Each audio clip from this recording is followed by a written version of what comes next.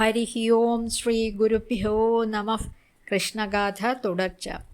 ഘോരനായുള്ളൊരു കംസൻ താനന്നേരം വീരതയായതി തെന്നു നന്ദി.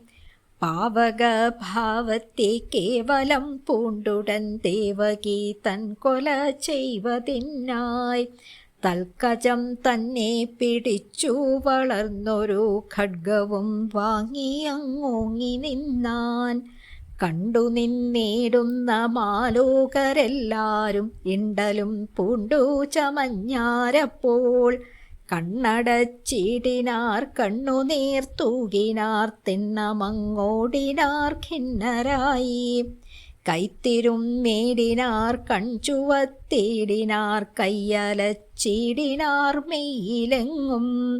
കേസരി വീരൻ തന്നാനനം തന്നിലായി കേവലം കേഴുന്നോരേണം പോലെ മേവി നിന്നിടുന്ന ദേവകീ ദേവി താൻ ദൈവമേ എന്നങ്ങു ചൊല്ലി.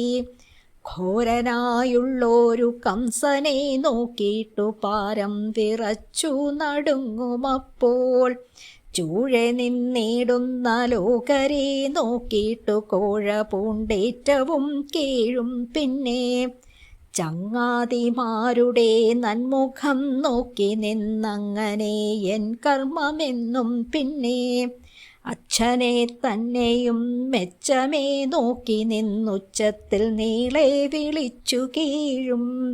നിർമായ പ്രേമം പൂണ്ടമ്മാമൻ തന്നെയും അമ്മയെ തന്നെയും ഔവണ്ണമേ അങ്ങള തന്നെ വിളിച്ചു നിന്നിടുവാനോങ്ങി നിന്നങ്ങോ നടുങ്ങും. പിന്നെ ആനകദുന്ദുഭി തന്നെ ആനനം ദീനയായി മെല്ലവേ നോക്കി വീർക്കും.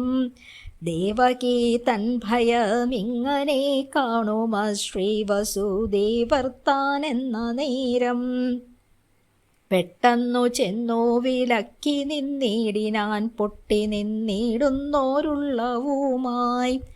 പാപനായുള്ളൊരു കംസനോടായി പിന്നാപത്തു പോക്കുവാനായി ചൊന്നാൻ. നിർമ്മല മാനസനായി നിന്നിടുമെന്നിൻ മനമിങ്ങനെ വന്നതെന്തേ? ശങ്കയും കൈവിട്ടു പെൺകൊല ചെയ്യുകയോ മംഗളനായ നിൻ വേല ഇപ്പോൾ? ഭേദമുണ്ടെന്നതിൽ കേവലം പെണ്ണല്ല സോദരിയല്ലോ ഇന്നാരി താനും.